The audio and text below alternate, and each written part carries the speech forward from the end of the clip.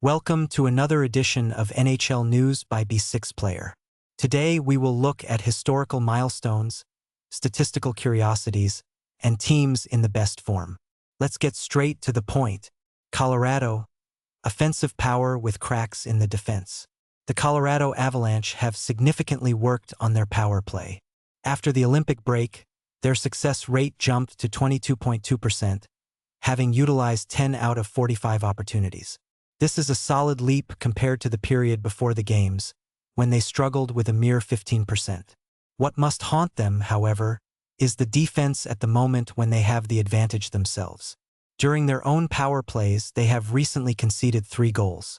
In total, they have allowed 12 in this situation this season, which is by far the most in the entire NHL.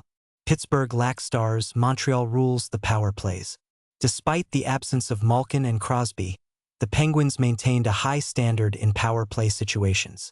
Until the Olympic break, they had a utilization rate with a success rate over 25%. Now after the break, they have dropped to 21%. That is not a bad result. Much like Colorado, they also have a problem with conceding during the opponent's penalty kill. It has happened to them 12 times in total and 4 times after the Olympic break, making them the second worst team in this unflattering statistic. And who has the best man advantage form right now? Montreal Canadiens, 32.4%. New Jersey Devils, 30.3%. Carolina Hurricanes and New York Rangers, equally 29.7%. Historic Ovechkin and unstoppable Buffalo. History was written in Washington that will likely not be surpassed in the next 50 years. Captain Alex Ovechkin scored his 1,000th career goal, combining the regular season and playoffs. The legendary moment came in the third period of the match against Colorado.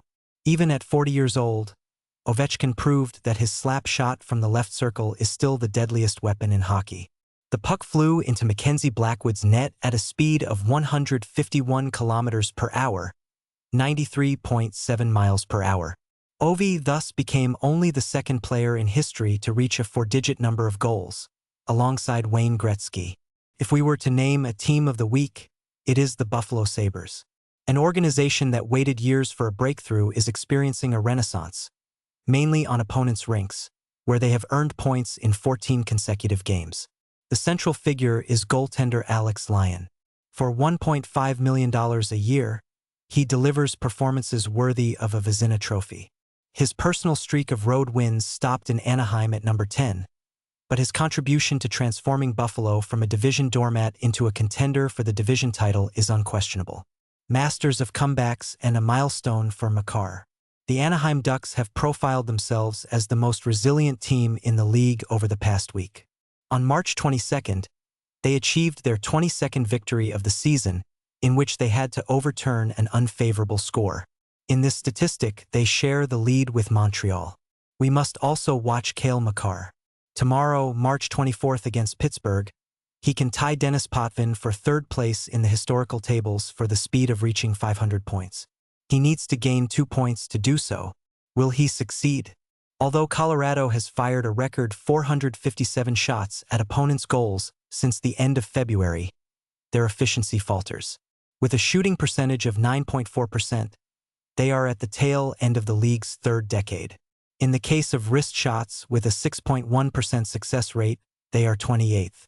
The best wrist shots are currently being fired by Buffalo Sabres players, 16.7%, Philadelphia Flyers, 15%, and Boston Bruins, 14.3%.